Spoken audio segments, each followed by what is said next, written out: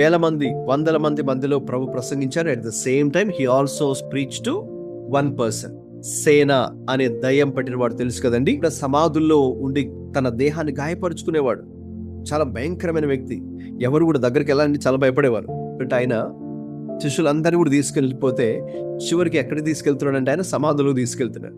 ఒకడు అక్కడ రాయి తీసుకొని తన దేహాన్ని గాయపరుచుకుంటూ పిచ్చి పిచ్చిగా మాట్లాడుతూ చినిపోయిన బట్టలు వేసుకొని విచిత్రమైన ఆకారంతో ఉన్నాడు. అక్కడికి వెళ్ళాడు. అక్కడ కూడా అదే ఆసక్తితో అదే ప్రేమతో వాడిని కూడా విడిపించి స్వస్థ చిత్తునిగా చేసి రక్షించాడే. ఆ మోడల్ ని యేసయ్య శిష్యులు కూడా అడాప్ట్ చేసుకుని ఇటు జన సమూహములకైనా దేవుని యొక్క సువార్తను వారు ప్రకటించారు, నశించిపోతున్న ఆత్మల పట్ల భారంతో.